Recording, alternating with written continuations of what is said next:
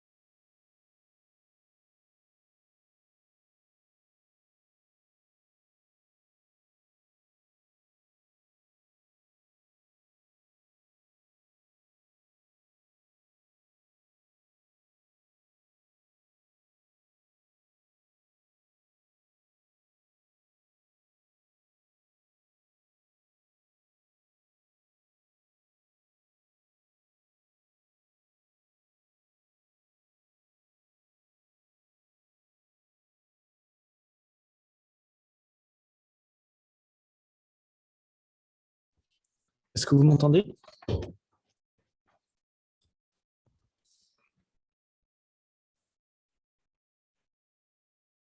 Allô, allô? Allô, allô? Est-ce que vous m'entendez?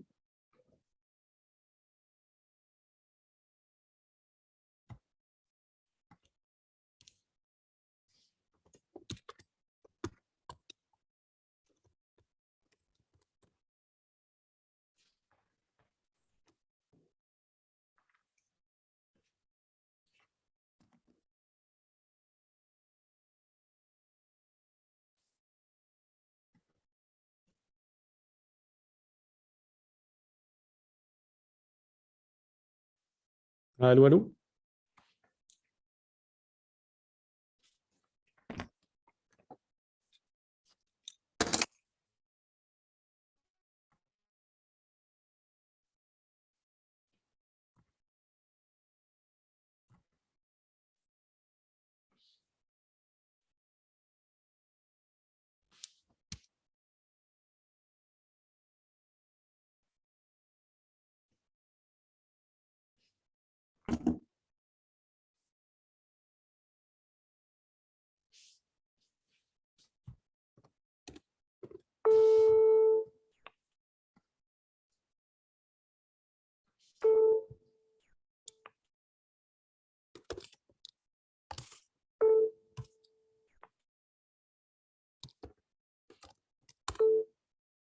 06 04.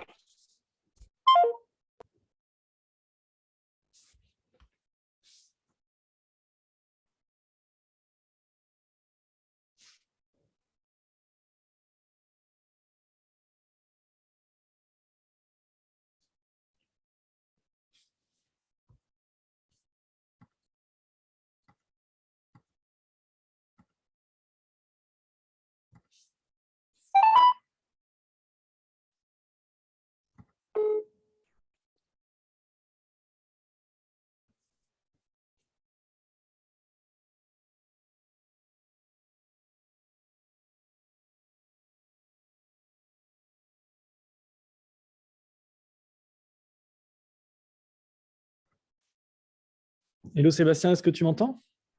Salut David, excuse-moi, ça marchait pas, j'avais des problèmes de connexion. Super. Non, bah, excellent, j'ai cru que c'était de mon côté. Bah, nickel. Non, non, t'inquiète, c'était moi, c'est que j'avais trop de pages ouvertes. Ça Bon, va bien? ça va et toi? Yes, yes, bah écoute, nickel. Super. On taffe, et j'ai fait Virtuality aujourd'hui. Ah, excellent. Ah, super. C'était bien? Au final, il n'y avait pas tant de trucs blockchain que ça. C'était Ouais. beaucoup, tu vois, juste VR, enfin, beaucoup de tech, du coup, pour Ouais. la formation, si vous utilisez la VR, l'AR. Voilà, donc pas mal de trucs là-dessus et un peu de blockchain. Tu avais Sandbox, Xion, Tezos aussi. Et après, deux, trois trucs métaverse. Super. Bon, impeccable. Bon, du coup, ce qu'on va faire, c'est que je vais vous laisser vous présenter dans tous les cas. Ok. Je vais faire très court et du coup, merci pour tes notes, mais effectivement, du coup, ça va être plutôt à vous de jouer. C'est ce que je me disais. Je ne savais pas forcément si Ouais. comment tu voyais la chose. On se laissait la possibilité, donc du coup, c'est très bien comme ça.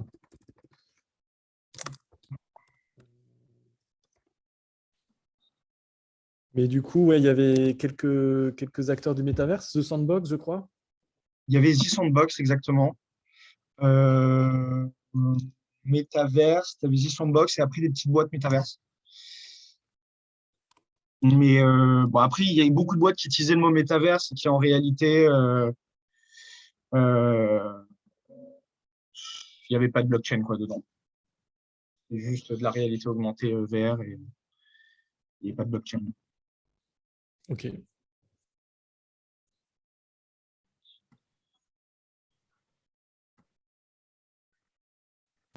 Ouais, David.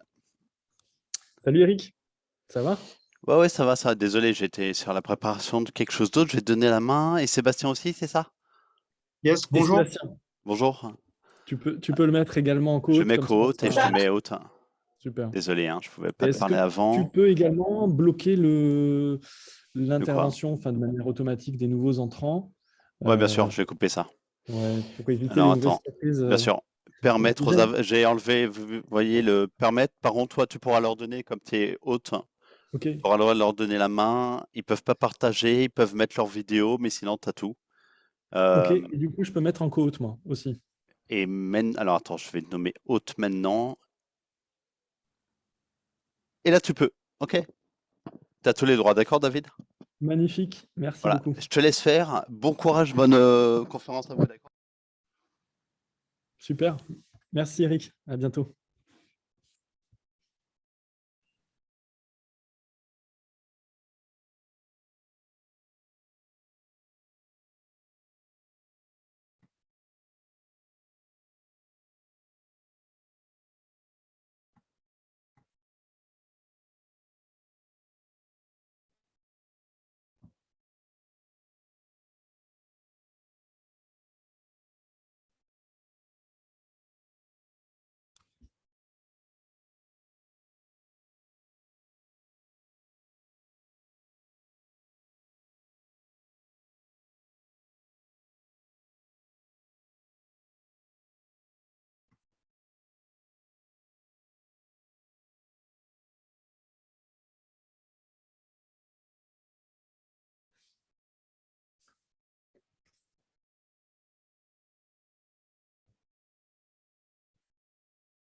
Bonjour à tous, hein. On attend les speakers, on attend que tout le monde soit prêt.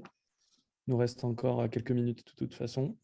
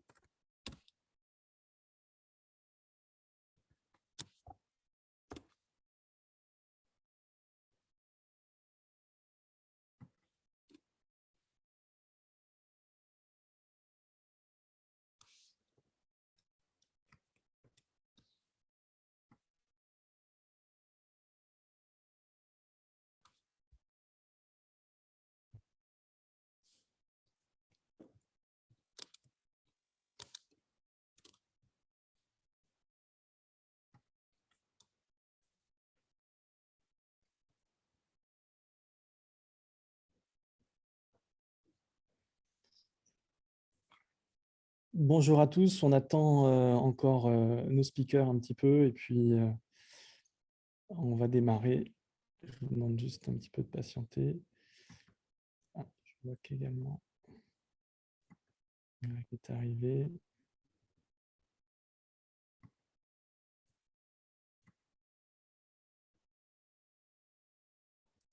Laurent également.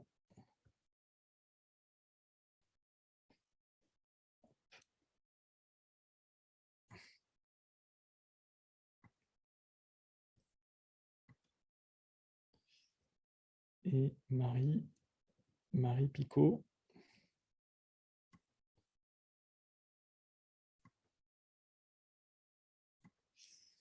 Je crois qu'il manque Valentin, qui est peut-être là également. Je suis en train de checker.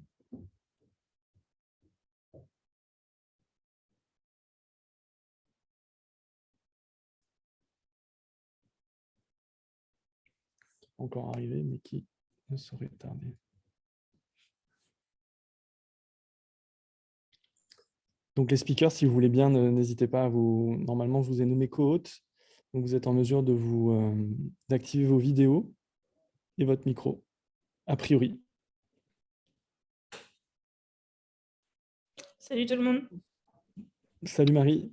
Bonjour à tous. Bonjour Laurent. Et bonsoir à Tout le tous. monde. Greg également, tu es là? Je suis là. Ah, parfait, super. Merci. Et puis Valentin, je ne sais pas si Valentin, tu peux te manifester si jamais tu es là.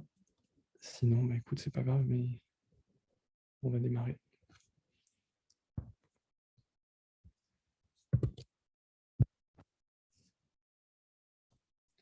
Quelques secondes, juste encore un petit peu.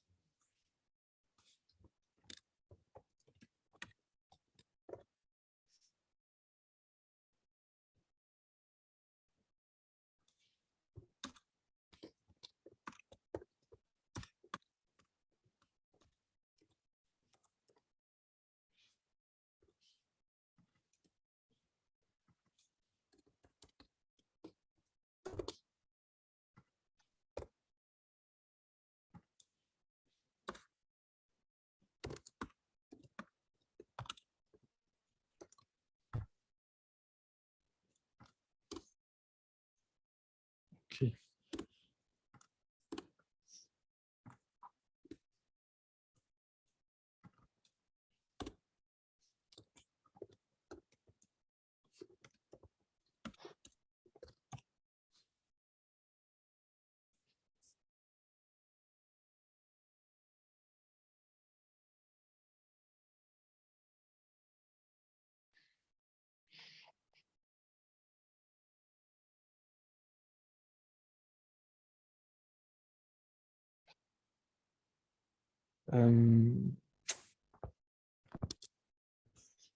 C'est parti.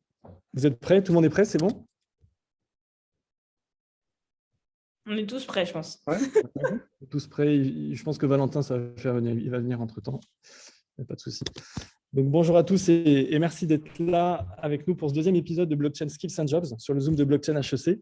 Donc, je suis David Servet, fondateur et président de Blockchain HEC, créé en 2017 pour partager les connaissances sur l'économie Web3, blockchain et crypto et connecter les écosystèmes. Donc, je tiens tout d'abord à remercier nos partenaires officiels, donc HEC Alumni et HEC Paris, et tous les 70 speakers et sociétés qui sont déjà venus nous apporter leur éclairage sur l'univers du Web3 et qui grossit de manière exponentielle. Donc, je rappelle que nous avons eu 1 à 2 conférences par mois. La prochaine sera d'ailleurs avec Consensus le 7 avril et Edera Hgraph le 12 avril prochain.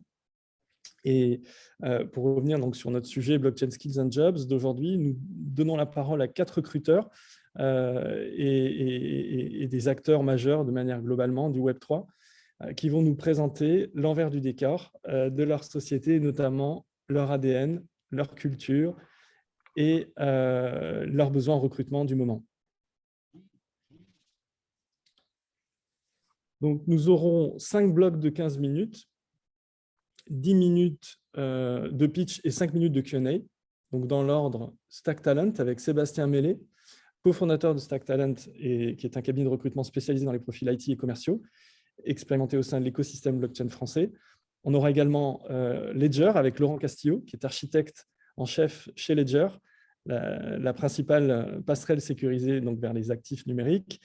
Edera Hgraph avec Greg Scular, qui est Dev Advocate Executive Director Europe chez Edera, qui est la blockchain de 3e génération.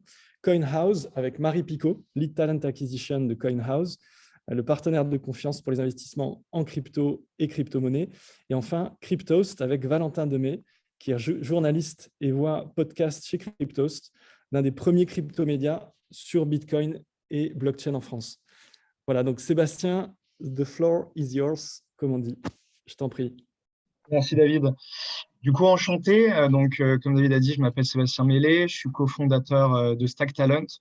Pour vous situer un petit peu ce qu'on fait, voilà, nous, on est un cabinet de recrutement spécialisé blockchain et crypto en France. Ça a été cofondé l'année dernière. Donc, mon associé, lui, qui s'appelle Aurélien Marie, il est ingénieur et il refait un master finance du coup à l'EM Lyon, excusez-moi. Et moi, du coup, j'ai un background plutôt commerce. J'ai fait une école de commerce, donc l'IESEG, où je suis diplômé négociation et commerce international. Et voilà, j'avais une expérience dans le recrutement avant, plutôt Web 2. Et c'est pour ça que j'ai créé mon cabinet Web 3. Ce que j'ai souhaité faire aujourd'hui, voilà, c'est de vous présenter un petit peu l'écosystème de mon point de vue. Donc, cabinet de recrutement. Donc, qu'est-ce qui se passe dans l'écosystème actuellement? Quels sont les postes qu'on recrute majoritairement et ce qu'on voit venir pour l'année 2022, voire 2023. Donc, j'ai préparé des slides que je vais vous partager.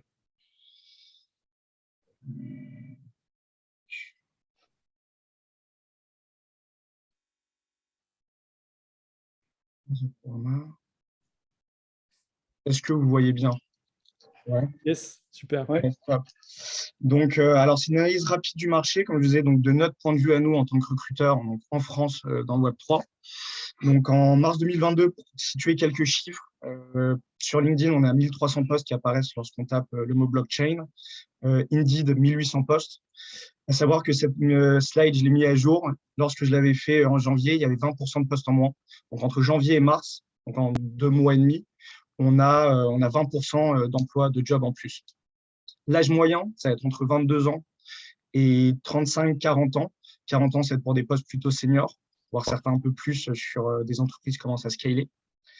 Au niveau des diplômes, c'est principalement du Bac+5 et également du PhD. Donc des chercheurs, majoritairement des ingénieurs actuellement, mais également les personnes qui sont diplômées d'écoles de commerce et bien entendu tout ce qui va être finance et marketing également, que j'ai oublié de rajouter.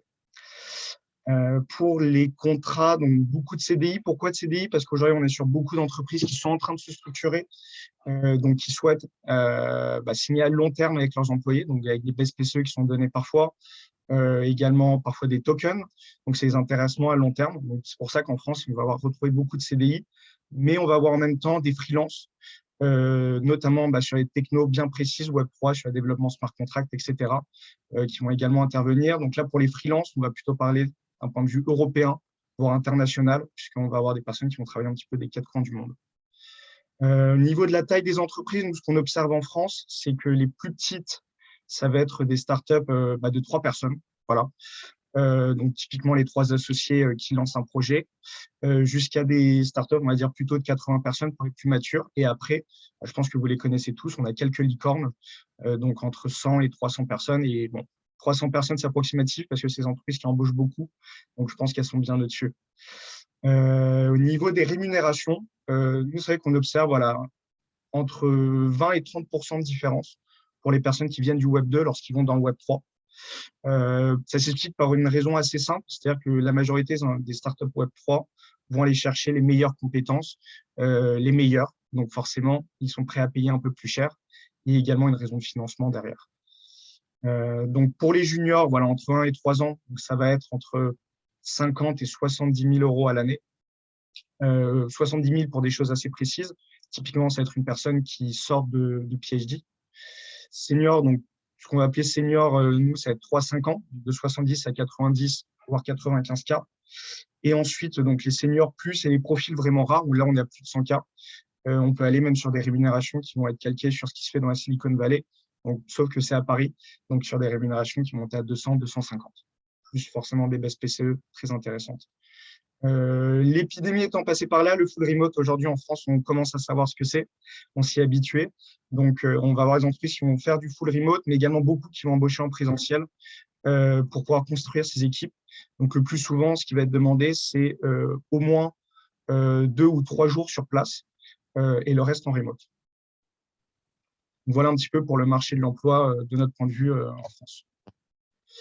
Donc, nous, ce qu'on va recruter actuellement et ce qu'on observe majoritairement, et je pense que tous les acteurs seront d'accord, c'est qu'on va avoir 90% de postes qui vont être sur de la tech, donc des développeurs, et 10% de ce que nous, on appelle support. Qu'est-ce qu'on va appeler support?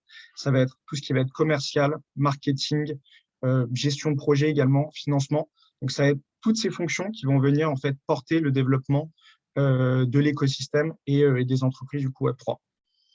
Donc, d'un point de vue tech, au niveau des développeurs, donc c'est des personnes qui vont être full stack, back-end, front-end, et qui vont ensuite monter sur cette compétence de blockchain développeur. Pour les technos, on retrouve les grandes technos du Web3, donc tout ce qui va être Solidity avec Ethereum, OCaml pour Tezos, qui est un petit peu la blockchain nationale, JS, donc tous les langages qui vont découler de JavaScript, beaucoup de Python, ensuite tout ce qui va être WebJS, etc., TypeScript, et du coup Rust également pour tout ce qui va être vraiment sécurité, qui est un nouveau langage et qui en France est très bien, enfin fonctionne très bien et est assez porté. Et Unity, qui est un langage plutôt pour tout ce qui va être jeux vidéo, gaming, qui est un secteur qui est en train d'exploser en ce moment. Donc pour les compétences au niveau des techs, ce qu'on va demander, beaucoup de demandes sur les smart contracts, donc ça va être vraiment sur la blockchain en précision. Des aspects cryptographiques, en effet, il y a des aspects sécuritaires très importants dans ce qui va être blockchain, à savoir aussi qu'un smart contract, souvent c'est open source, etc. Donc, il faut que ça soit bien fait. Des notions de DevOps, puisqu'on parle de la blockchain, ça reste un réseau distribué. Donc, qui dit réseau distribué dit infrastructure. La partie, c'est cybersécurité pour se connecter. Et donc, voilà, connaître également pourquoi j'ai mis écosystème blockchain, ça peut paraître très général, mais ça va être important, même si on est tech et qu'on connaît très bien une tech, de savoir ce qui se passe dans l'écosystème, pour être au courant des nouveautés, des nouvelles technologies qui sont utilisées, nouvelles manières de faire. Et ensuite, il va y avoir cette notion de gaming qui est arrivée récemment avec toute cette trend d'NFT, Metaverse. Et c'est vrai qu'en France, on a beaucoup de studios, enfin des grands studios de gaming, cette tradition. Donc, c'est des compétences qu'on a chez nous. Au niveau des fonctions support, donc les fonctions sales, ça va pas forcément être du sales à proprement parler comme on peut le penser. C'est plutôt de l'adoption. Donc, blockchain adoption, blockchain développeur, écosystème développeur. Donc, c'est de la vente qui va aussi avoir cette difficulté qu'il faut expliquer et être pédagogue pour montrer l'intérêt de la blockchain et ensuite aller expliquer ses concepts et rassurer, puisque c'est une techno qui est assez récente. Tout ce qui va être product manager, product owner, également, ça c'est des postes là, qui commencent vraiment à être très demandés. La notion de growth hacking, community manager, lead community. On le voit dans l'écosystème Web3, les projets se développent beaucoup à travers leur marketing, un marketing digital, à travers la communauté également, donc sur les réseaux Discord, Telegram, enfin tous les réseaux qui ont existé, Twitter également. Donc c'est une manière différente de construire cette communauté. Et ensuite, des personnes qui vont connaître le monde du gaming et de la 3D, comme je disais, c'est quelque chose qui arrive, qui est récent. Donc, ça va être des postes qui vont être importants à avoir. Pour 2022, les prévisions que nous, on voit, en fait, un petit peu ce qui va se passer sur le marché. Et donc, on commence à nous parler, on commence à amorcer des réflexions avec nos clients sur ces postes. Donc, ça va être des postes qui vont se créer. Donc, pourquoi ils vont se créer en 2022 ? Parce qu'il faut savoir qu'il y a beaucoup d'entreprises qui se sont montées en 2020-2021 avec le bull run et qui se sont financées. Donc, c'est des projets qui ont été initiés il y a 1 an, 2 ans et qui mettent leurs produits actuellement sur le marché, donc qui forcément vont avoir besoin de recruter énormément et aider sur des nouvelles fonctions. Donc, comme j'ai dit, les produits et les projets, ils sont matures. Le marché du travail commence également à se structurer. On commence à voir des structures, typiquement comme nous, Stack Talent, qui font du recrutement. Donc, nous, on ne fait pas forcément du Web3 directement, mais on participe à l'essor de cet écosystème. Également, tout ce qui va être formation qui se met en place autour pour accompagner la transition vers le Web3. Et beaucoup de séries A, séries B qui vont intervenir en 2022. Que nous, d'infos qu'on a pu avoir en off.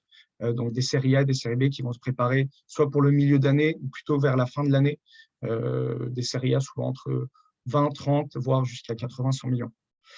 Au niveau des nouveaux postes, comme je le disais, donc beaucoup d'adoption et de business developer qui va se créer pour la blockchain. Donc, puisque tous les produits vont arriver sur le marché, il va avoir besoin de les vendre. Et donc, c'est une vente un petit peu différente. La notion de token economics, qui est très importante. C'est une nouvelle manière de penser la finance, une nouvelle manière de penser les marchés. Donc, ça, c'est un poste qui commence à se créer énormément et sur lequel il y a des gros besoins. C'est de comprendre cette nouvelle économie. La partie légale et financière et fiscale aussi, puisque aujourd'hui, il commence à y avoir de plus en plus d'échanges en crypto. des factures qui vont commencer à être payées en crypto, etc. Donc, une partie légale, bien entendu, très importante pour que les projets soient solides. La partie financière, puisqu'on compte différemment d'un point de vue comptable. Et bien sûr, la partie fiscale pour la fiscalité de ces nouveaux actifs qui apparaissent. Et bien sûr, tout ce qui va être support service en fait aux entreprises, donc des personnes en talent acquisition, en marketing, etc. Nous, chez Stack Talent, on a une vision, c'est qu'il faut créer des ponts entre le monde traditionnel, donc traditionnel ou Web 2, vers le Web 3. Comme je disais, les ponts vraiment les plus faciles qu'on identifie et qu'on développe nous actuellement, c'est ce qu'on fait réellement dans une grande partie des cas, c'est d'aller chercher les personnes non blockchain et les envoyer dans la partie blockchain. Donc, comme je disais, business developer, ça va devenir un blockchain adoption, écosystème développeur.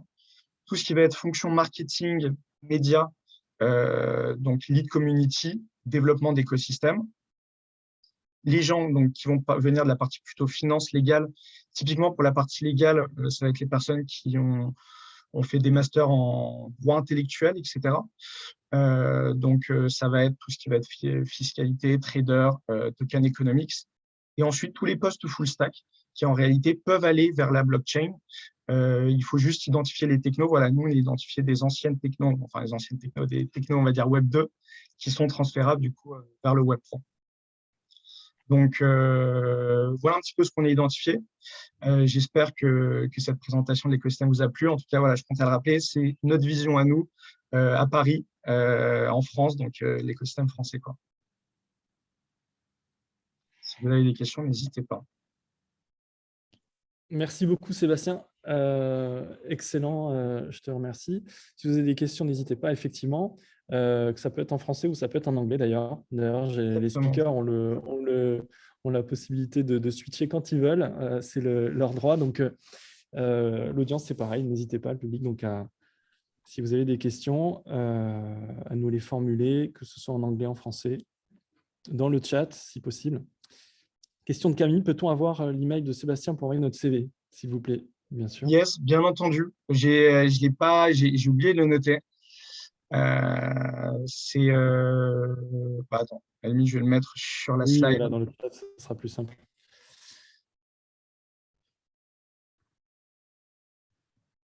Vous pouvez me retrouver sur LinkedIn sans problème. Donc, sebastienmellet@stacktalent.com. Petite question, Sébastien, juste en termes de formation de personnes qui ont envie de se plonger là-dedans, qu'est-ce que tu recommanderais Alors, ça dépend des postes. Nous, ce qu'on va surtout rechercher, comme je disais, c'est un très fort intérêt pour cet écosystème. Nous, on a fait embaucher des personnes qui n'avaient pas beaucoup de personnes qui n'avaient pas d'expérience, on va dire pro, dans cet écosystème, forcément qui avaient des compétences solides dans d'autres domaines, mais qui s'y intéressaient. Donc, dans la partie tech, ça peut faire des projets perso, monter des nodes, s'intéresser, tokeniser, s'amuser, faire des petits essais. J'ai une personne en tête, une personne qui avait tokenisé tout simplement, il avait tokenisé sa personne, il envoyait des jetons avec son prénom à ses copains. Au moins, ça montre un intérêt et c'est ce qui va être important, de comprendre l'écosystème. Parce que, comme je le disais, c'est une nouvelle économie, une nouvelle manière de penser, de redistribuer la valeur. La blockchain, la crypto, c'est une notion de valeur, de distribution de valeur également. Donc, c'est important de comprendre tout ça. Et après, il y a différents types de formations qui vont permettre d'aller acquérir des compétences sur certains points plus précis. D'un point de vue tech, il y a les fondations également qui font des super formations. Je pense à la fondation Tezos, je dis un nom en France, mais qui fait des top formations. C'est gratuit, c'est ouvert à tout le monde, il y a du contenu. Donc, n'hésitez pas à regarder. Et il y a plein de choses, mais toutes les technos, toutes les fondations ont des guides. Effectivement, l'école à l'IRA est excellente. Merci, Gaëtan. Alira également, ouais. Alira également, on a fait embaucher pas mal de personnes de chez Alira. Est-ce que, petite question d'Éléonore, placez-vous beaucoup de freelance, notamment côté support? Alors, freelance, on commence à avoir des demandes en freelance pour justement, en côté support, typiquement ce qui va être lead community, marketing. Pour le lancement de projet, c'est important voilà, de susciter une adhésion d'une communauté. Donc, c'est là où les plus gros efforts vont être faits en termes voilà, de communauté, de marketing. Donc là, dans ces cas-là, il y a beaucoup de freelance et beaucoup de personnes sont freelance en plus dans ce domaine pour venir donner un coup de main voilà, au début, au lancement des projets. Sujet tokenomics particulièrement, est-ce qu'il y a des préconisations de formation? Peut-être on va reprendre cette question, on laisse les speakers réfléchir à ça et puis on peut enchaîner directement avec Laurent sur la partie Ledger, parce c'est vrai qu'on a un programme chargé aujourd'hui. Donc, je t'en prie, Laurent, la parole est à toi. Encore merci, hein, Sébastien, et puis on reprendra tout ça tout à l'heure. La parole est à toi, Laurent. Merci beaucoup.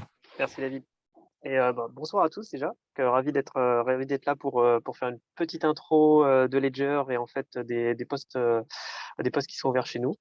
Donc moi j'aimerais plutôt commencer par déjà petite présentation de Ledger et de l'écosystème dans lequel on opère et un peu de notre vision, un peu de ce qu'on voudrait faire en tant que boîte de sécurité dans cet écosystème, avant de rentrer un petit peu plus dans le détail des jobs qui sont ouverts chez nous et des nombreux jobs qui sont ouverts chez nous et qu'on aimerait bien remplir cette année en fait. Donc déjà pour un peu de contexte, pour ceux qui ne connaissent pas, Ledger c'est une boîte qui a été créée en 2014.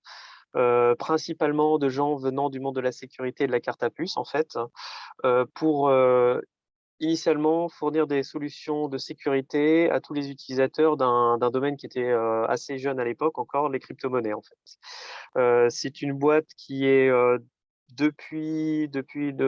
en pleine croissance en fait. On en est l'année dernière, on a levé notre série C à un niveau assez record, ce qui fait qu'on a été l'une des licornes françaises en 2021. On est très très largement sorti de la zone startup pour passer dans la zone scale-up et avec toutes les joies et les et les difficultés que ça peut créer en fait. Et du coup, on a vraiment l'un de nos gros challenges, que ce soit en 2021 ou 2022, est le recrutement et du coup avec une très très forte orientation de la boîte sur recruter des profils qui vont nous aider à grandir et à dépasser le niveau sur lequel on est en fait. Donc avant de détailler un petit peu, juste pour vous donner un petit peu une idée des quelques produits qu'on peut avoir chez Ledger en fait. Donc comme je disais, c'est vraiment une boîte qui a un ADN autour de la sécurité en fait. L'un des tout premiers produits qu'on a développé chez Ledger, c'est ce qu'on appelle le Nano. C'est un hardware wallet, c'est-à-dire c'est un petit device USB qu'on tient dans les mains et qui contient tous les secrets qui permettent aux utilisateurs d'interagir avec les blockchains et les crypto-monnaies. Et du coup de sécuriser un peu toutes leurs interactions dans cet univers-là et d'éviter de perdre tout parce qu'un virus s'est introduit sur le PC et a volé un peu les secrets qui vous permettaient d'interagir avec les blockchains. Donc ça, je dirais que c'est le produit qui nous a fait connaître. La raison pour laquelle la plupart des gens peuvent connaître Ledger, c'est parce qu'ils ont eu dans les mains ou ils ont vu des gens utiliser ce hardware wallet qui permettait de sécuriser son interaction avec les blockchains en fait.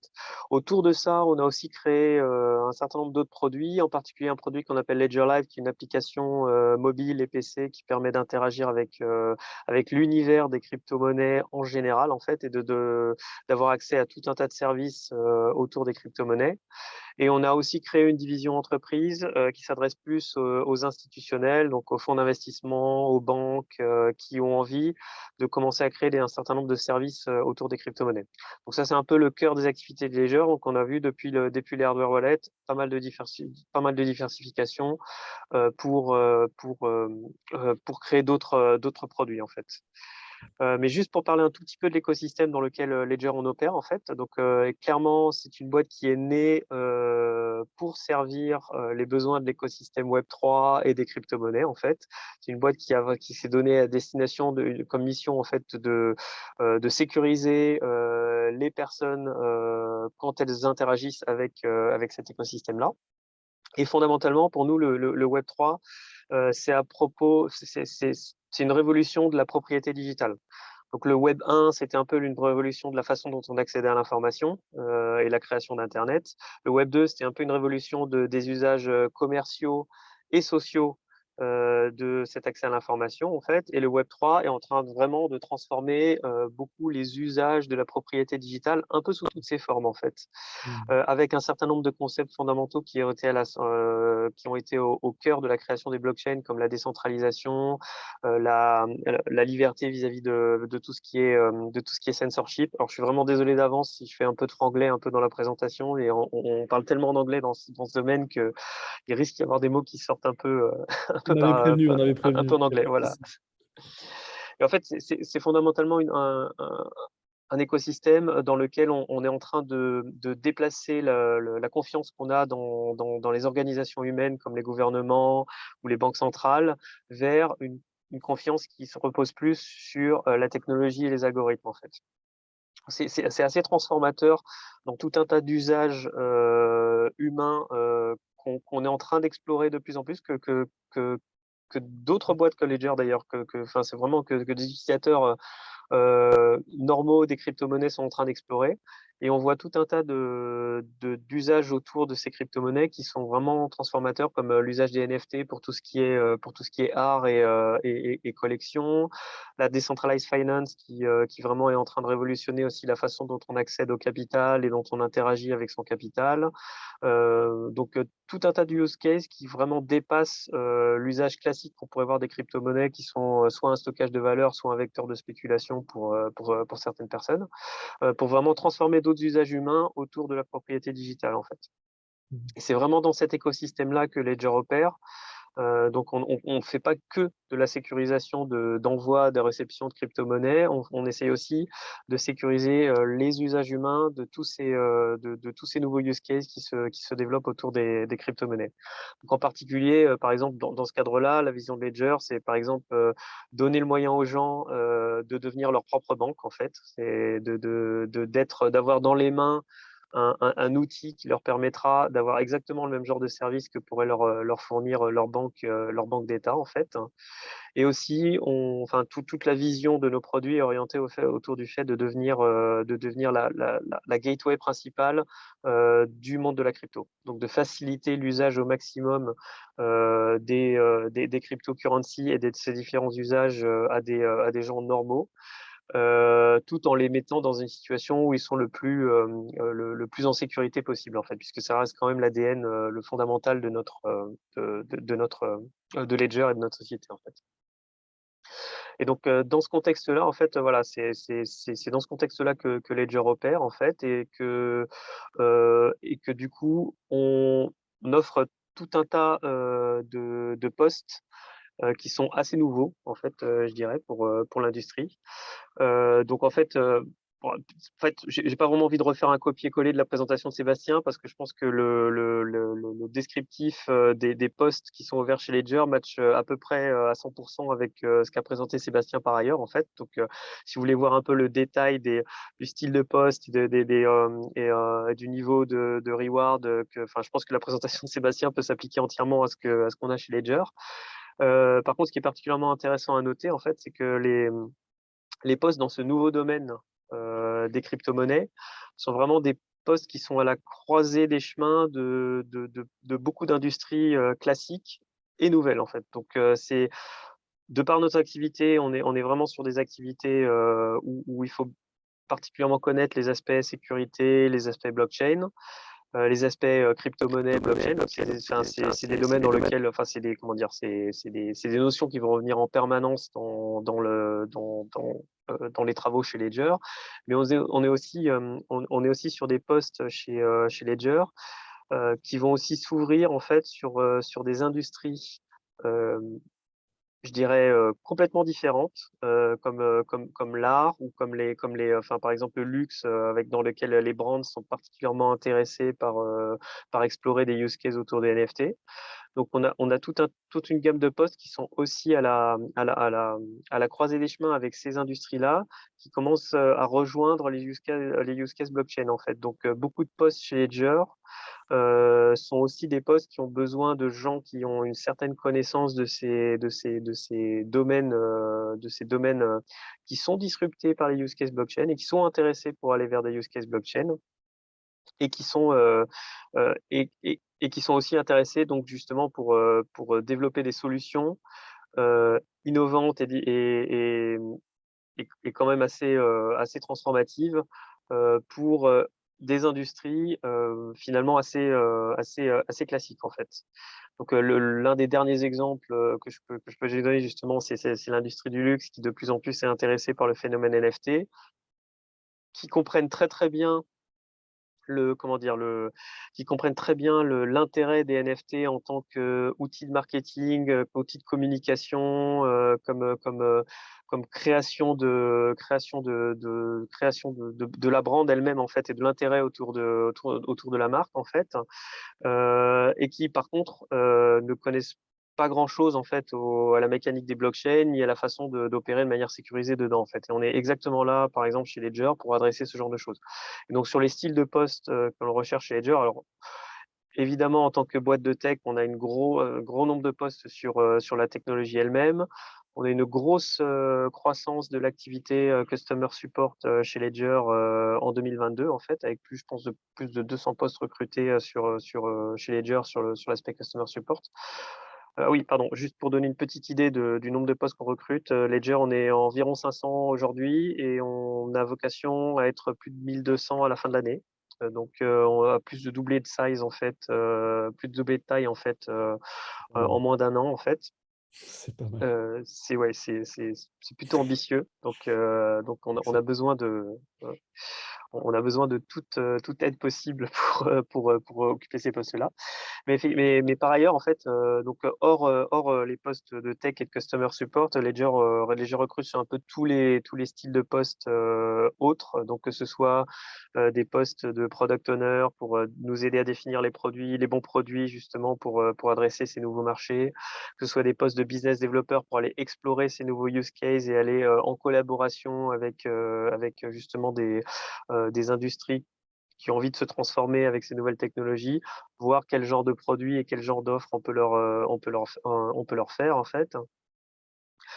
Et on a aussi en fait sur tous les postes support, comme le mentionnait Sébastien, en fait c'est une industrie assez unique au sens où même des postes support assez traditionnels sont face à des challenges assez nouveaux en fait, et donc on cherche un peu toujours des gens qui vont occuper ces postes-là et qui vont quand même être ouverts aux nouveaux écosystèmes crypto-monnaie et blockchain pour chercher des solutions nouvelles, même sur des postes que je dirais un peu plus support et traditionnels. Les quelques exemples que j'ai à donner basés sur l'expérience Ledger même, par exemple, sont par exemple en finance. Les gens de la finance chez nous ont dû trouver une manière pour reconnaître dans les comptes Ledger des revenus en cryptocurrency en fait, ce qui est assez rarement fait dans les boîtes de la taille de Ledger à l'heure actuelle. Mais aussi pour pouvoir faire des échanges en cryptocurrency. Les gens des RH chez nous ont commencé à travailler sur des systèmes de rewards à base de cryptocurrency, à base de NFT, à la fois pour les nouveaux arrivants chez Ledger, mais aussi pour les événements qu'on organise à l'extérieur. Donc, justement, les gens du marketing travaillent énormément à développer la communauté, les communautés développeurs, mais aussi toutes les autres communautés d'artistes autour des produits Ledger. Donc, il y a même les fonctions support, je dirais, chez Ledger qui sont aussi en pleine croissance et en plein recrutement, sont présentés avec des challenges assez nouveaux où il faut être assez original et penser à d'autres utilisations en fait des blockchains dans des contextes entièrement nouveaux en fait. Donc voilà, ça c'est un peu une vue très haut niveau des postes qu'on a chez Ledger. Alors je vous incite à aller sur le site de Ledger sur lequel on publie tous nos postes. En fait, tous les postes qui sont publiés sur le site de Ledger sont publiés à la fois en interne et en externe, hein. Donc tous ceux qui sont sur notre site sont vraiment là pour être remplis en fait. Et à potentiellement me contacter. Je vous donnerai aussi mon adresse email, je pense, sur le chat, en fait, si vous êtes intéressé pour nous rejoindre. Magnifique, merci beaucoup Laurent. Excellent. Il y a une question d'Alexandre. Donc, quels sont les gros leviers qui permettront à l'écosystème d'accélérer l'adoption grand public, notamment développer les use cases pour les particuliers et pas uniquement les entreprises? Donc plutôt particulier. Parce que vous adressez les deux de toute façon, hein, c'est sûr. Hein, donc là, c'est plutôt pour les particuliers. Ouais. Alors, c'est les grands vecteurs. Alors, déjà, déjà, je pense que le plus gros de notre activité est vraiment pour les particuliers. Hein. Donc, je pense que le plus gros de notre revenu vient de la vente des hardware wallets et des usages que les gens font de leur hardware wallet, en fait. Et du coup, on est déjà je dirais une boîte qui adresse principalement le monde du consumer, en fait. Hein.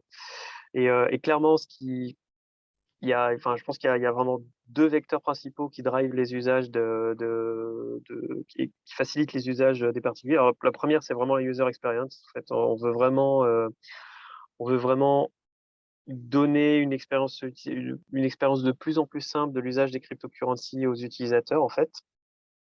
Et, et, et finalement qu'ils aient une expérience le plus proche possible de ce qu'ils peuvent avoir quand ils interagissent avec potentiellement des banques ou des sites web où on va acheter on va acheter des pièces d'art par exemple pour leur donner des expériences, des repères en fait sur le monde du Web3 assez similaires, tout en les mettant enfin, il y a une notion, par exemple, qu'on essaie de développer chez Ledger qui s'appelle le clear signing. On essaie vraiment de mettre en place toutes les,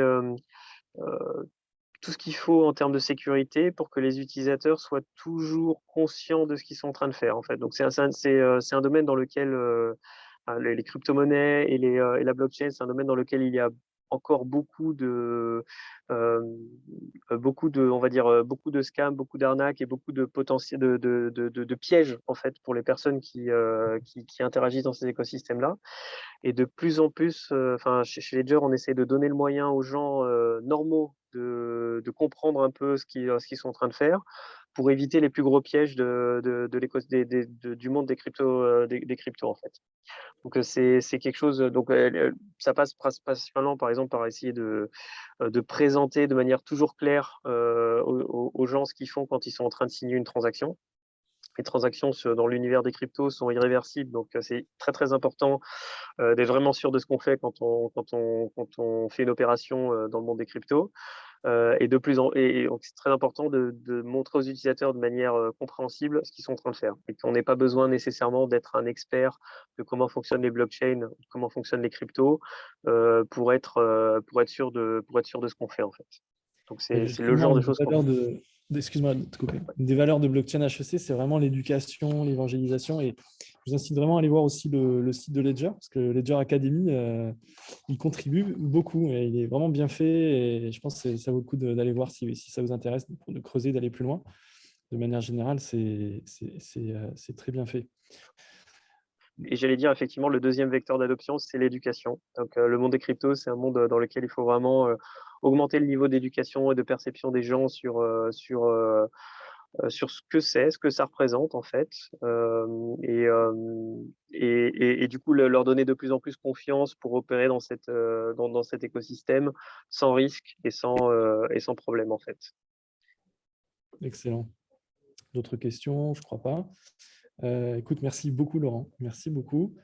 On va passer au prochain speaker, donc Greg Scular. Donc, si tu veux prendre la parole, Greg, la parole est à toi avec Ederage Graph. Merci encore. Avec plaisir. Merci. J'espère que vous voyez mon écran. Si ce n'est pas le cas, dites-le moi. Tout d'abord, merci David pour l'opportunité de partager avec tout le monde. Et puis, merci à tous pour être présents et nous écouter. Je voulais juste reprendre ce que tu disais, David. Tu parlais de la troisième génération de registres distribués. Et puis là, tout de suite, on a entendu des notions de transformation. Et Hedera en tant que registre distribué public, donc là, on parle d'une famille de produits ou de réseaux comme Ethereum, Bitcoin et autres. On essaye vraiment chez Hedera de considérer que cette transformation passe premièrement par la disponibilité d'un outil qui supporte cette transformation et que cette transformation, pour qu'elle puisse vraiment s'opérer, a besoin d'un outil qui soit puissant, qui soit efficace, qui soit stable, qui soit vert dans son empreinte carbone. Et que si on revient à l'historique du Web 1, Web 2, Web 3, le Web 3 aujourd'hui, tel qu'on le conçoit, ou le métaverse, ou tout ce qui est vidéo par l'Internet, etc., serait inconcevable avec les modems qui tournaient à 14 000 baux, si vous vous souvenez de cette époque-là. Je m'en souviens certainement. Ce serait inconcevable. Et dans une certaine mesure, beaucoup de réseaux publics aujourd'hui sont le modem de l'Internet 1, et Edera se veut être la fibre de l'Ethernet 3 ou du Web 3. Donc voilà, on est un réseau distribué qui a des caractéristiques de performance, de sécurité, stabilité, gouvernance et neutralité carbone qui sont uniques dans le domaine. Et on recherche donc du... Tiens, je partage tout mon écran. Attendez. Non, ah non, je ne partage pas mon écran. Voilà, je partage mon écran. Et on essaye donc de créer un mouvement d'adoption pour cet outil majestueux qui est le registre public distribué, au-delà de la finance décentralisée, au-delà des NFT, au-delà de ce dont on parle le plus dans le monde de la crypto, mais vraiment faire un outil qui permet à des entreprises, aussi bien que des particuliers, de se servir de cet outil comme ils se servent aujourd'hui d'Amazon Web Services et autres technologies. Donc,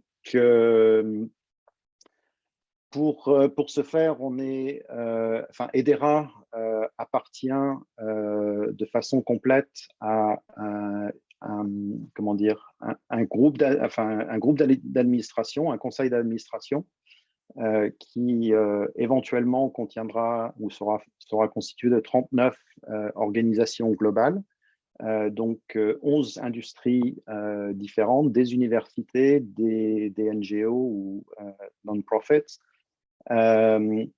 et distribuées à travers le monde, et de façon à ce que chaque participant au conseil d'administration ait un vote égal quand il s'agit de prendre des décisions pour Edera.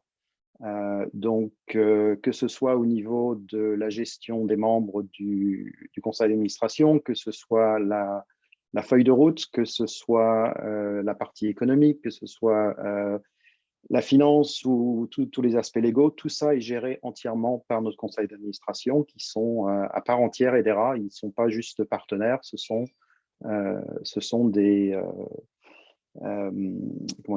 ils sont propriétaires d'Edera pour la période de temps qui leur est allouée pour commencer, qui est de 3 ans chacun.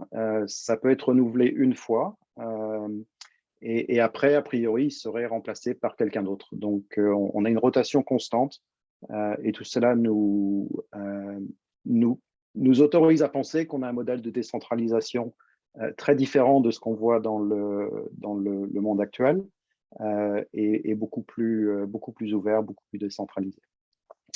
Donc, pour vous donner une idée de qui opère Edera aujourd'hui, les 26 membres du conseil actuels sont sur cette page. Donc, on a en France en particulier EDF et Ubisoft qui nous ont rejoints. Ubisoft nous a rejoints récemment, mais vous voyez qu'on a des banques, on a des entreprises d'avocats, on a des grandes entreprises de technologie comme Google et IBM. On a vraiment beaucoup de variétés dans notre conseil d'administration. Et cette variété, on la retrouve aussi dans nos cas d'usage. Donc, je disais tout à l'heure, on ne fait pas que de la DeFi. En fait, on n'en fait pas beaucoup encore. On ne fait pas que du NFT. Ça démarre, ça commence. La plupart des cas d'usage qu'on voit ici sont des cas d'usage qui ne pourraient pas être faits sur d'autres réseaux publics, simplement parce qu'ils n'ont pas les performances nécessaires. Ils ont des modems et nous, on a la fibre. Donc, voilà, c'est un peu ce que Edera représente au niveau cas d'usage. Pour ce qui concerne notre mission, parce qu'après tout, quand on veut rejoindre ou quand on cherche à rejoindre une entreprise, il est important de connaître sa mission. Donc, on veut vraiment créer un monde qui est où on puisse faire confiance ou dans lequel on puisse avoir confiance, que ce soit, quelles que soient nos activités, qu'on y joue, qu'on y travaille, qu'on y vende, qu'on achète, etc. Qu'il soit possible de maintenir sa vie privée, donc de partager des informations de façon sélective, et que tout ça soit disponible pour tout le monde. Donc pas seulement ceux qui ont les moyens de déposer des gros sous dans la DeFi, mais de manière générale, que ce soit absolument disponible à tout le monde. Et une des questions qui a été posée tout à l'heure au niveau de l'adoption, beaucoup de l'adoption, on pense, va continuer au travers des activités qui sont liées aux jeux ou qui sont liées à une certaine couche de la population qui s'intéresse à la blockchain telle qu'elle existe aujourd'hui. Mais une autre avenue aussi, c'est le B2B qui sera suivi du B2C, donc business to business pour ensuite aller vers business to consumer. Et un des exemples qu'on a en cours de travail, c'est quelqu'un une organisation aux États-Unis qui gère tout ce qui représente les coupons que l'on peut découper ou que l'on peut obtenir quand on achète quelque chose au supermarché. On passe à la caisse et on a droit à une réduction. Tout ça va passer par Hedera aux États-Unis. Et éventuellement, ça permet à des utilisateurs de faire partie d'un écosystème où ils ont une application qui, sans forcément s'en rendre compte eux-mêmes, travaillent avec la blockchain ou travaillent avec un réseau distribué. Mais au cours du temps, on peut leur amener des fonctions, des capacités, ou peut-être qu'ils peuvent échanger des coupons entre eux, sous forme de token, par exemple. Et à ce moment-là, ils commencent à mettre un pied dans le monde de la blockchain ou des registres distribués, sans forcément être passé par la DeFi ou être passé par l'achat de NFT digitaux, etc., ou d'images, mais dans leur vie de tous les jours. Et on espère vraiment que ça va se développer dans ce sens-là, où beaucoup plus de cas d'usage vont apparaître. Au niveau des valeurs de Hedera, on recherche vraiment de l'intégrité. On essaie de faire les choses correctement, de se comporter correctement, et vraiment de faire de notre mieux et de travailler en tant qu'équipe comme une famille. Et on est encore relativement petit, on est une 60aine d'employés. On a encore la chance de pouvoir travailler comme une grande famille, et ça se ressent vraiment au jour le jour. Donc, pour creuser un peu plus sur ce que l'on recherche, donc on est une 60aine aujourd'hui à travers le monde. Et j'ai mis des liens là vers notre site pour aller voir un peu plus de détails sur les rôles que l'on recherche. Certains sont géographiquement bloqués, comme DevOps et IT Systems. Mais tout ce qui est le reste, logiciel, demand generation, developer angelist, etc., ça peut être partout dans le monde. Moi, je suis un développeur advocate qui est en gras en bas, et on recherche jusqu'à 8 développeurs advocates supplémentaires à travers le monde, avec une priorité sur l'Europe et l'Asie. Donc, en Europe, on recherche des profils plutôt anglophones, germaniques, mais ça n'empêcherait pas de considérer quelqu'un qui est le bon profil, qui soit en France, voire même basé en France, mais qui parle allemand, qui parle anglais couramment. Ces choses-là sont, comme on le disait tout à l'heure, beaucoup par Zoom et moins en présentiel, donc la localisation géographique n'est pas super critique. Voilà, donc ça c'est ma présentation sur Hedera. Je peux maintenant prendre des questions s'il y en a, et je laisse des liens qui peut-être vous intéressent.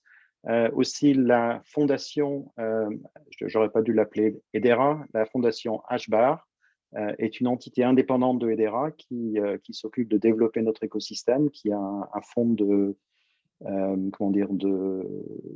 fonctionnement pour financer des initiatives, sont aussi à la recherche de personnel. Donc, vous pouvez aussi éventuellement consulter leur site indépendamment et voir s'il y a des rôles qui vous intéressent au sein de la fondation indépendamment de Hedera. Si vous voulez prendre contact, vous avez mon mail, vous avez mon LinkedIn, mon Twitter, mon Telegram. Je suis ouvert quasiment 24 heures sur 24, donc n'hésitez pas. Voilà, à vous pour les questions.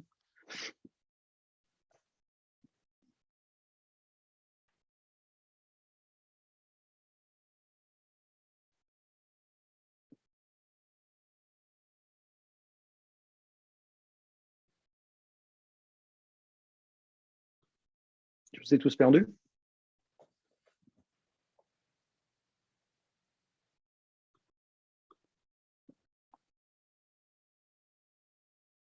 David? J'ai bien l'impression que David a disparu. Ah, j'ai eu peur que c'était moi. J'ai eu peur Non, d'avoir mais j'ai parlé bien dans l'impression le que vide pendant 10 minutes. Là. David a disparu, effectivement, j'ai bien l'impression.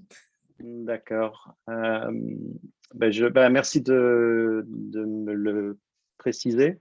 Je ne sais pas si vous avez des questions, vous pouvez me les envoyer directement dans le chat ou les envoyer à tout le monde. Voilà, sinon peut-être qu'on peut passer au suivant s'il n'y a pas de questions immédiates.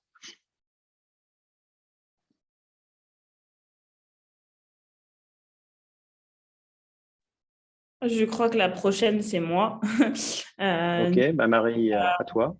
Écoute, merci. Excuse-moi. Marie, j'avais demandé de passer juste avant toi, s'il te plaît, parce que je dois filer un petit peu avant, si ça ne te dérange pas. Vas-y, je t'en prie.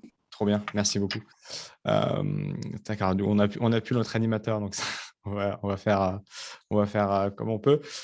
Merci de me recevoir sur ce panel. Alors, sur plein de choses, on va tous être raccord parce qu'on est tous animés par la même envie de faire plein de choses pour l'écosystème. Et tout à l'heure, Laurent, tu parlais justement d'évangéliser un petit peu. Moi, je travaille chez Cryptos, donc un média spécialisé dans les crypto-monnaies depuis 2017. C'est David est revenu, je crois, qui se connecte. David. Oui, désolé, merci beaucoup Valentin et désolé pour ce petit problème, ce bug de connexion là. Je suis vraiment désolé. Je crois que Greg a eu plus peur que moi, ça va. Excellent que vous ayez pu gérer ça et excellent ce fond aussi. Donc, je te laisse continuer. Merci beaucoup, je disais David, de nous permettre de discuter un petit peu et d'exposer un petit peu Cryptos. Donc, média depuis 2017, on traite exclusivement de la crypto-monnaie, de la blockchain, dans deux versions différentes. Une très liée à l'actualité, donc on essaie de scanner un petit peu l'actualité au jour le jour et d'exposer une dizaine de news et de les décortiquer, voir comment elles influencent sur la communauté, sur les prix, bien évidemment, et sur justement l'avancement de l'évangélisation. Et puis, une deuxième partie du site qui est, lui, très consacré au tuto parce qu'on sait à quel point c'est compliqué de se lancer dans cet écosystème quand on n'y connaît pas grand-chose. Donc, on essaie justement de décortiquer aussi comment installer un ledger, un portefeuille comme MetaMask ou tout ce genre de choses, acheter des cryptos, les conserver. Et puis, parfois, on prend un petit peu le risque de conseiller quelques cryptos ou quelques projets à surveiller. Chez Cryptos, on est 25 à travailler quasiment à temps plein, que ce soit des journalistes, que ce soit des rédacteurs, que ce soit des pigistes, donc l'équivalent des freelances, que ce soit sur le format web, sur notre site, sur YouTube, sur les podcasts.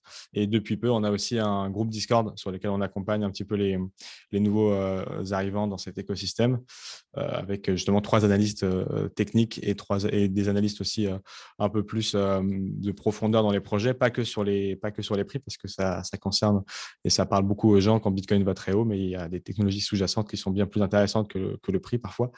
Donc, c'est les différentes choses qu'on fait. On fait un petit peu aussi de l'accompagnement consulting. Ça nous arrive auprès des entreprises qui veulent comprendre un petit peu cet écosystème. Là aussi, avec le background depuis 2017, on commence à étudier un petit peu ce qui se fait le mieux. Donc, nous, voilà ce qu'on va rechercher davantage. Ça va forcément être plus des gens qui aiment écrire, On a parfois et souvent des gens qui ne font que ça, c'est-à-dire qui vont regarder l'actualité, qui vont la décortiquer, la comprendre et l'exposer. Mais on a aussi des gens qui ont des métiers à côté, qui sont avocats, qui ont des métiers qui leur prennent beaucoup plus de temps dans le milieu de la technologie, de la technique, et qui écrivent à côté dans leur domaine d'expertise. Donc, c'est des formats qu'on aime aussi beaucoup. Donc, si vous avez cette envie de partager votre passion et d'avoir justement un œil particulier dessus, c'est toujours cool. Et que vous soyez plus au format écrit ou vidéo, d'ailleurs, c'est des formats qu'on aime beaucoup. En quelques mots de lecteurs, Crypto, c'est 19 millions de visiteurs uniques par an. Ce qui en fait l'un des premiers médias francophones dans la crypto. On sort notre livre chez Larousse dans 6 jours, mercredi prochain, qui explique la blockchain. Et puis, d'un point de vue un peu technique, on est aussi totalement en train de refaire le site web. On a lancé notre application iOS, Android.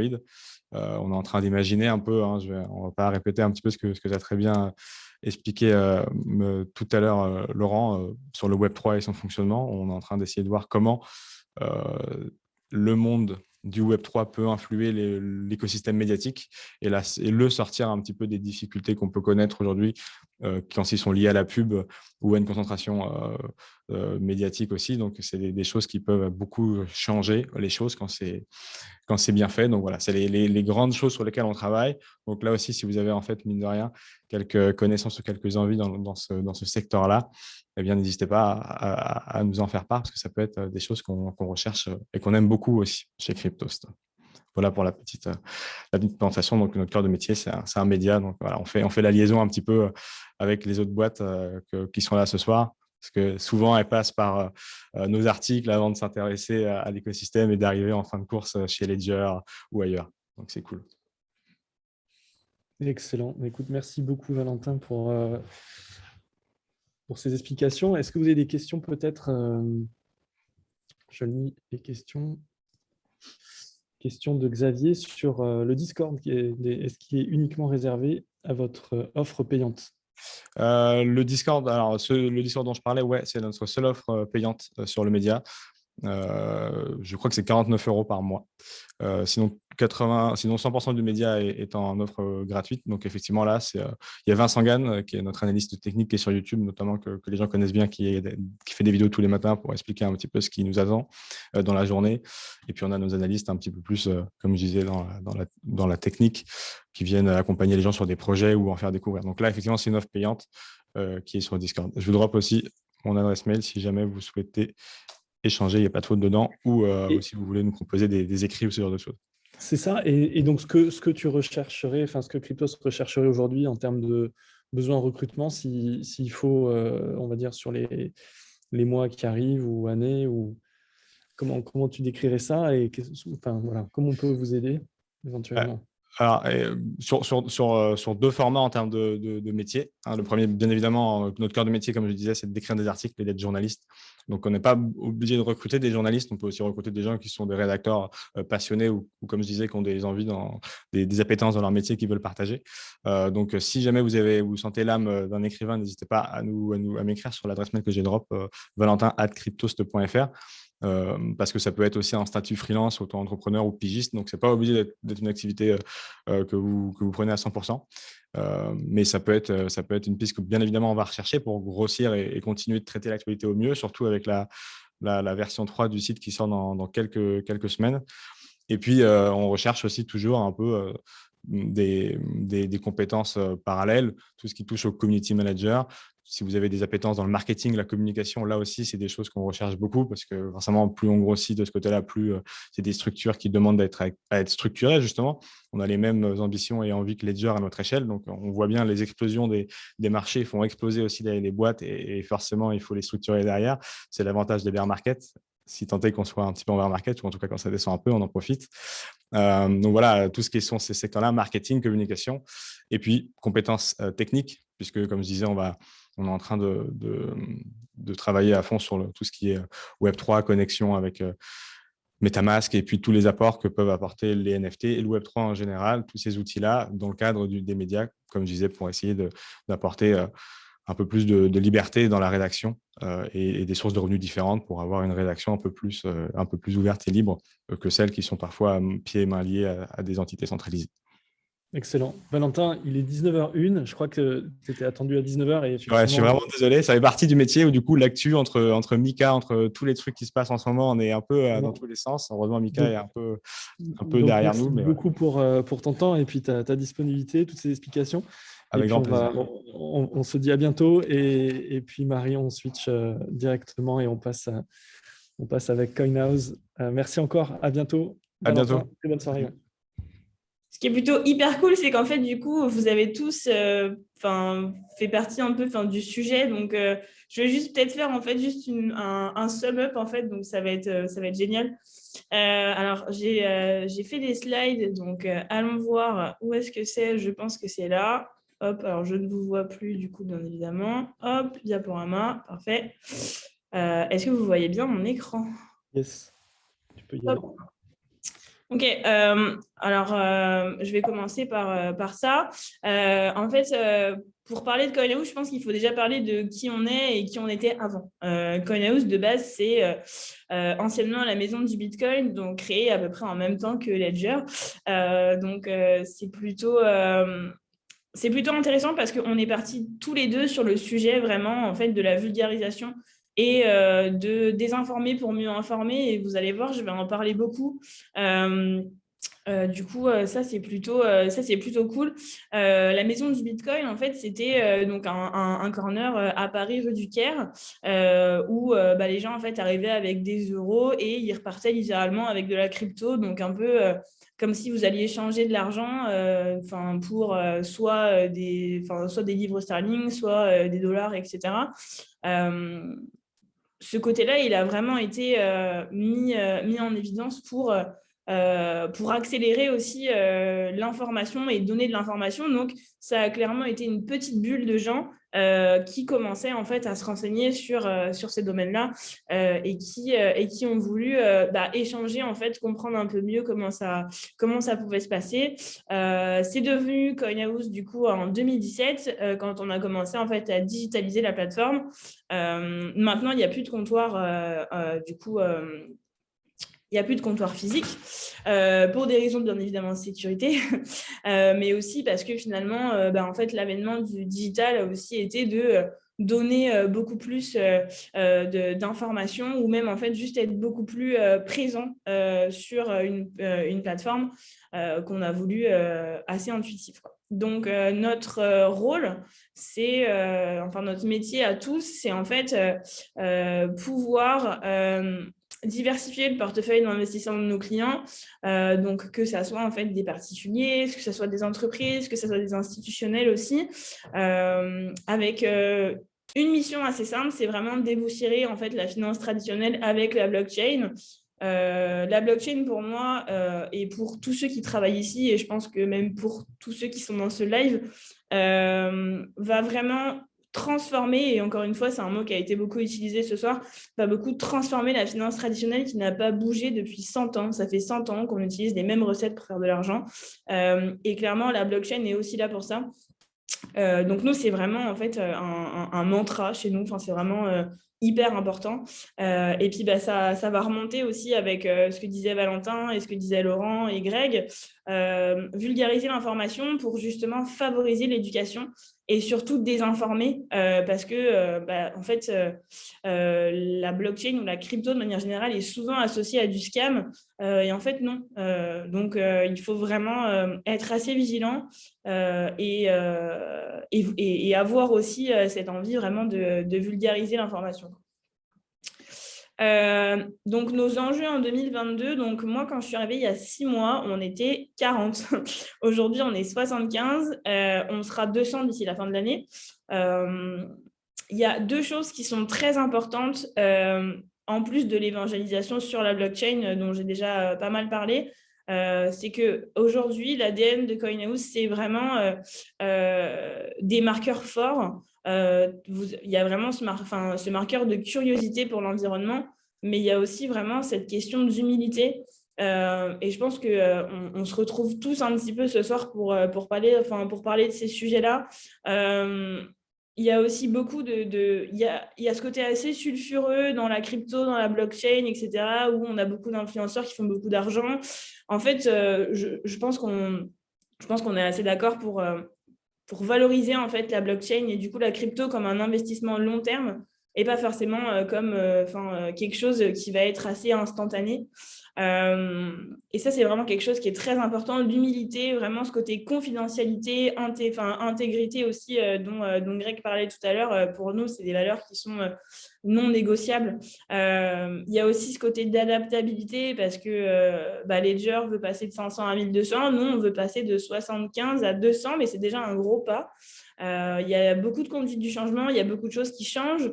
Et vous avez réussi à lever aussi récemment une Oui, belle, exactement. Alors, on a réussi à lever 15 millions dans un domaine qui est encore un peu, je mets des guillemets, sulfureux. Donc, c'est vraiment une belle levée de fonds.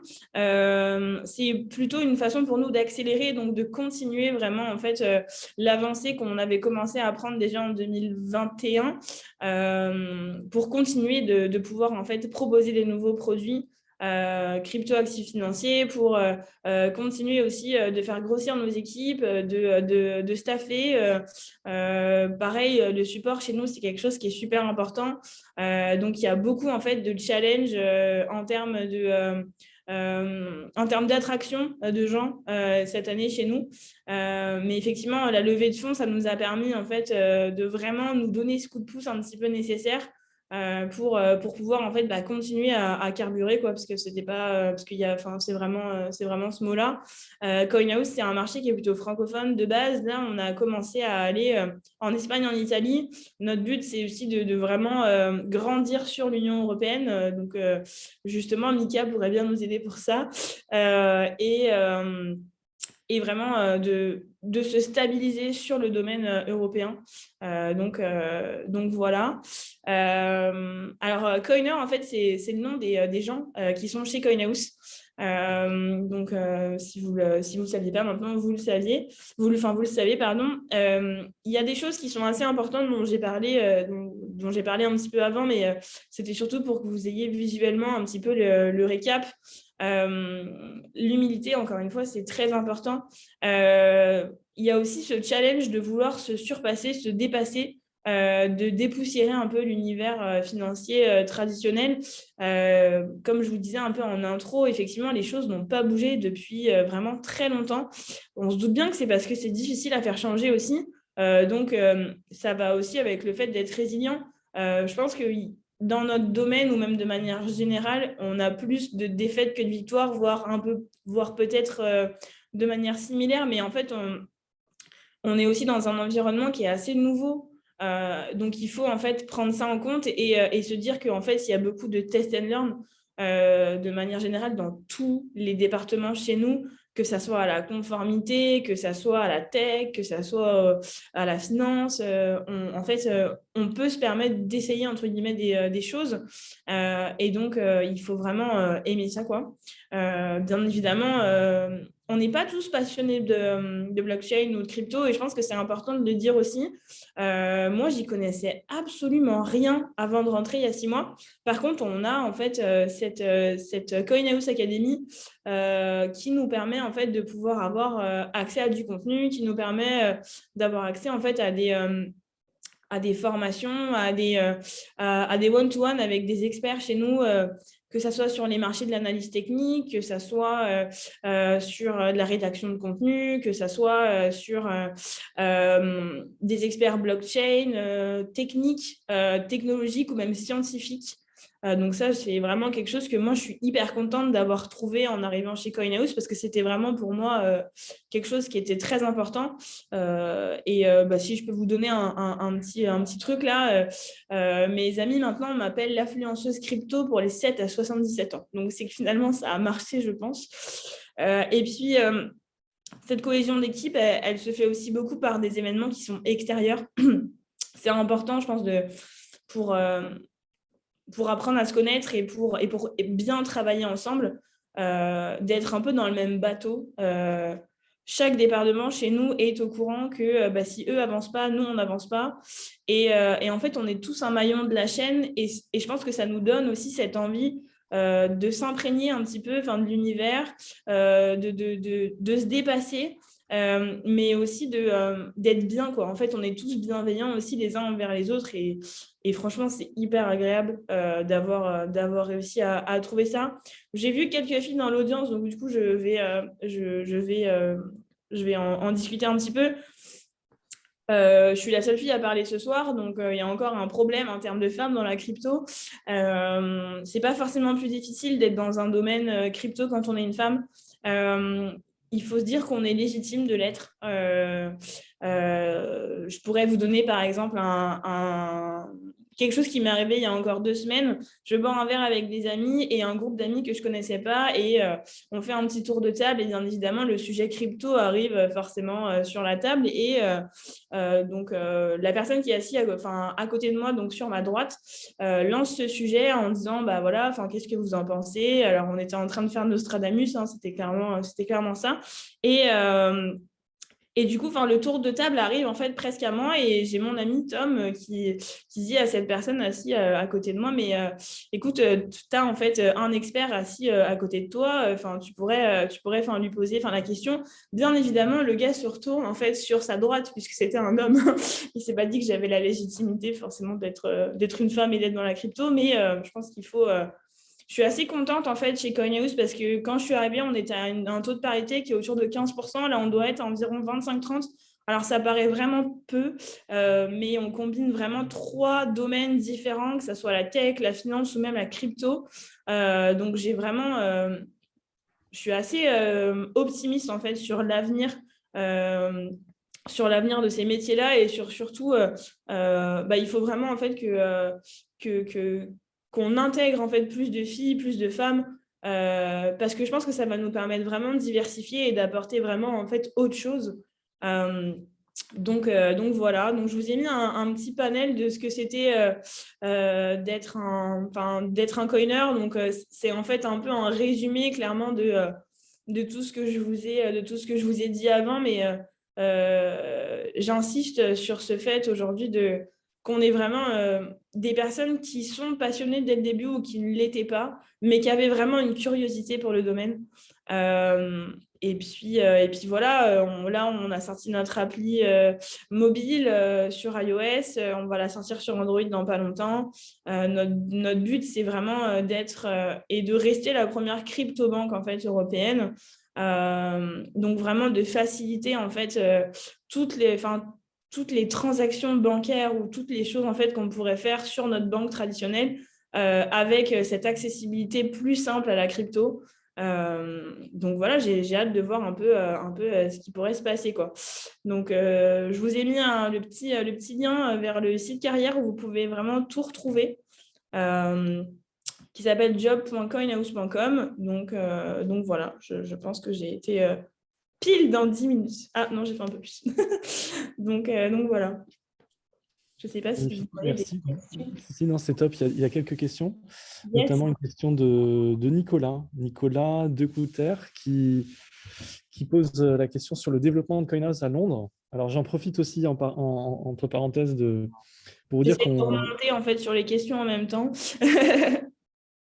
Pour vous dire qu'on développe blockchain, un bureau blockchain à Londres au sein d'HEC Alumni et donc Nicolas sera le représentant.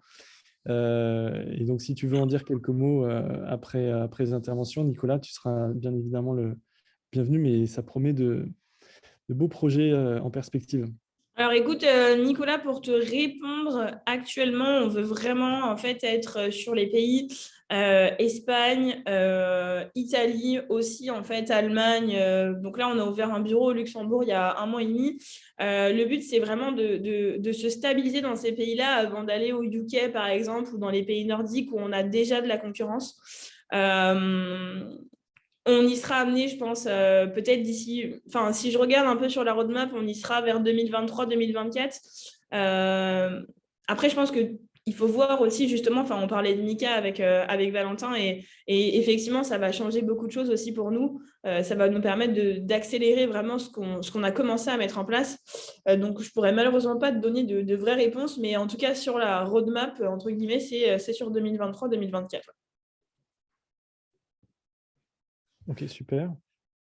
Euh, Donc voilà. Je ne sais autre pas. question? Non, j'ai pas trop l'impression qu'il y ait d'autres questions, mais en fait, c'est vrai que la personne qui passe en dernier est un petit peu la personne qui redit un petit peu tout ce qui s'est dit, mais au moins ça montre qu'il y a une certaine cohérence dans l'environnement. Je pense que ça, c'était le principal de ce live aussi. Oui. Euh, Donc, par mais, rapport aux besoins du moment en particulier, ce que tu l'as ouais, dit. effectivement. Alors en fait, là, il y a il y a environ 120 postes qui vont être ouverts. En fait, on recrute dans tous les domaines. J'ai vu un truc passer tout à l'heure sur le fait de recruter des jeunes dips sans expérience crypto. Bien évidemment, en fait, on ne pourra pas trouver des gens qui ont forcément des expériences crypto. Donc oui, bien sûr, à partir du moment où il y a vraiment une curiosité pour l'environnement, le domaine, et puis je pense que c'est une philosophie, la blockchain, avant toute chose. Et pour moi, ça, c'est vraiment le plus important que tu n'aies pas lu le white paper de Solana. Je ne pense pas que ce soit très, très grave. Par contre, que tu ne sois pas en phase avec en fait, cette philosophie blockchain, je pense que ça, c'est plus compliqué. Voilà. Très clair, très clair. Écoutez, non, je pense qu'on a fait le tour. Un bureau en Suisse de Xavier Besson, une question, effectivement. En fait, si du coup Mika n'était pas passé, on aurait été en Suisse. Non, en fait, pour l'instant, c'est encore un petit peu frais. Je pense qu'on ouvrira sûrement un autre bureau en France et peut-être un autre bureau dans un autre pays. Alors, on avait peut-être pensé à l'Espagne ou l'Italie, mais ça, c'est vraiment encore tout frais. Enfin, moi, je vous dis, quand je suis arrivée, on était 40. Il y a un an et demi, c'était 20 personnes. Donc, pour l'instant, on est en train de mettre les choses un peu en place, un peu au fur et à mesure, encore une fois, du test and learn. Je pense que ce qui est juste important de vous dire, parce que c'est quelque chose que je sais, on n'est pas du tout une boîte full remote. Je pense que soit tout le monde l'est, soit personne ne l'est. On est plutôt très axé sur de la flexibilité. Pour faire grossir des boîtes aussi rapidement, c'est important de venir au bureau. C'est important d'échanger des conneries à la machine à café. C'est important de partager des moments extérieurs, même au bureau, avec des gens.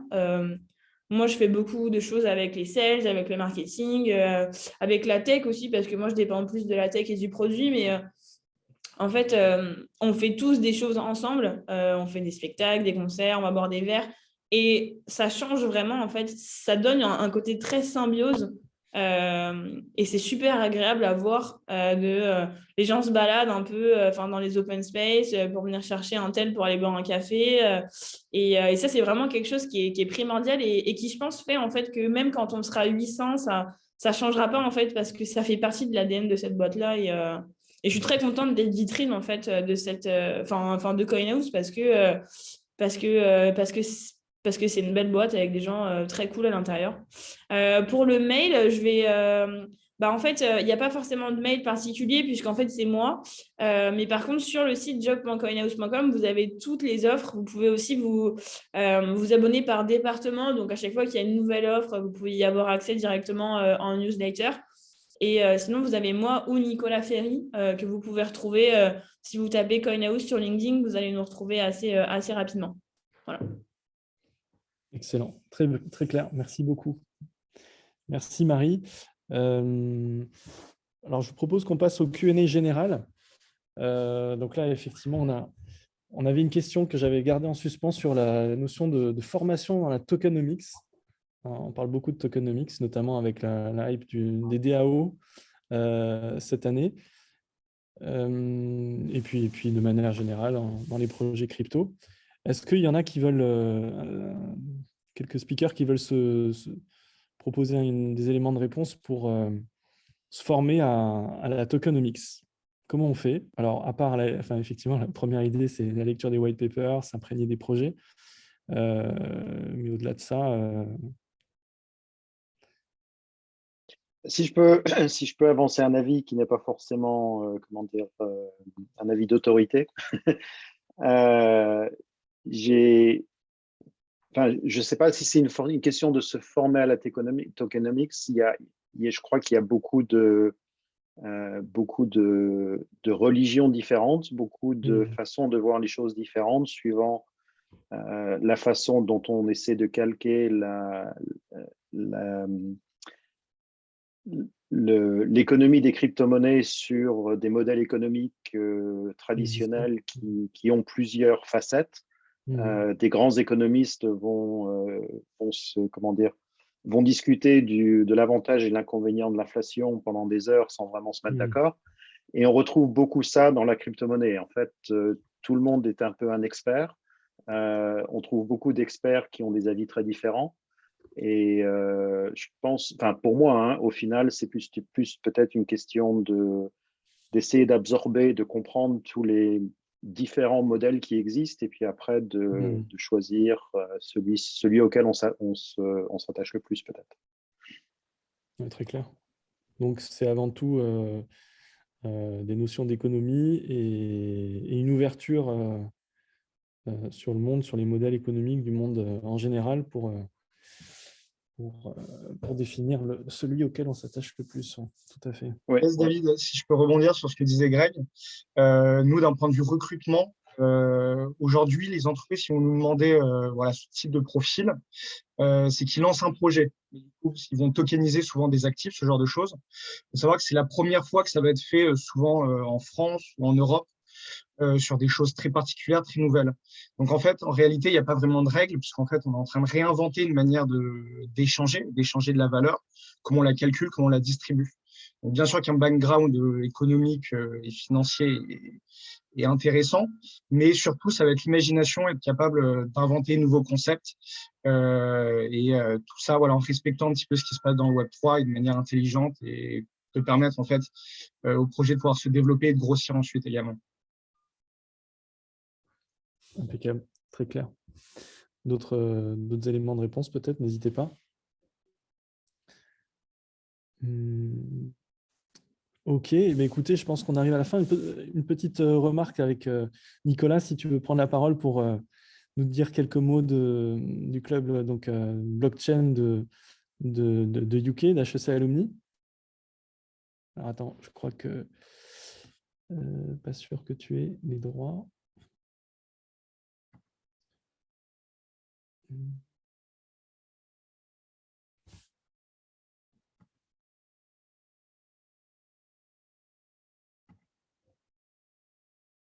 Alors, je ne sais pas, est-ce que tu arrives à activer ton... Ah, je crois que c'est Sébastien, si tu peux activer éventuellement, comme je ne suis pas hôte, activer la vidéo et le son de Nicolas, ce serait super. Yes, je fais ça. Merci beaucoup.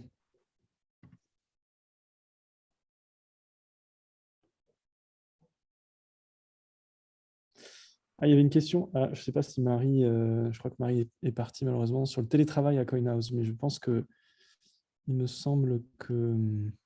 Normalement, c'est bon pour Nicolas. En effet, j'ai le plaisir d'avoir la parole. Merci David pour la présentation. En fait, très brièvement, parce que je pense qu'on a eu beaucoup d'infos très, très passionnantes de la part des intervenants. Je ne vais pas trop m'étendre sur le bureau d'HEC UK, mais je pense que fort de l'expérience du bureau, on va dire, de Paris, de la Maison Mère, si je peux m'exprimer ainsi, et puis des initiatives lancées par David notamment et son groupe. Donc l'idée, c'était d'apporter une touche, on va dire, de London Touch et de créer aussi une communauté à Londres, mais en aucun cas un groupement ou un club qui serait complètement en parallèle et qui ferait ses activités vraiment de son côté. Donc, encore une fois, c'est pour apporter, le network de Londres, des intervenants aussi de Londres, et puis troisièmement, c'est le troisième axe de développement, au-delà de la simple éducation, pédagogie qui sont assez importantes à Blockchain HEC, c'est de regarder aussi des projets, en gros, de créer un espace où des personnes puissent, comme il avait été dit par plusieurs fois, des personnes qui veulent commencer à regarder ce que c'est le monde de la crypto, à lancer des choses même en testnet, en D'accord. DAO, etc. Excellent. Et d'avoir un espace pour faire du brainstorm. Donc, encore une fois, un, la pédagogie, deux, le network, et trois, des projets à regarder. Voilà. Mais encore une fois, très content d'être on va dire, in sync avec le bureau de Paris, avec toi, David. Génial. Bon, on pourra en rediscuter, mais c'est vrai que c'est les trois axes qui nous rassemblent. Donc, on est surtout focalisé sur les conférences aujourd'hui où on donne la parole à la communauté Web3, comme je disais, qui grossit énormément. Et c'est vrai que le troisième axe de brainstorm et développer des projets, qui est aussi passionnant et pas forcément évident à organiser avec un grand nombre de personnes comme ça en conférence. Donc là, on était une trentaine ce soir. Mais je pense qu'il y a de belles choses à faire. Donc, je ne sais pas encore dans quel format et comment on peut faire ça, mais c'est clair que c'est un axe hyper intéressant à creuser, quoi, ensemble, avec grand plaisir. Merci, David. Merci beaucoup. Ouais, et puis Merci à toi. Ouais, si je peux me permettre, David, Nicolas, si Greg. tu as besoin d'un intervenant en UK, don't hesitate to call me. Excellent. Bon, bah, très bien. Écoutez, je pense qu'il nous reste 3 minutes. Si vous avez d'autres questions, mais je ne crois pas. Encore merci à tous nos intervenants. Merci beaucoup. Et si vous êtes tous d'accord, on va comme d'habitude publier la vidéo qui sera disponible en fin de semaine. Et puis, je vous souhaite à tous une très bonne soirée et de belles aventures crypto ou pas. En tout cas, à très bientôt et encore merci. Merci à tous, à bientôt.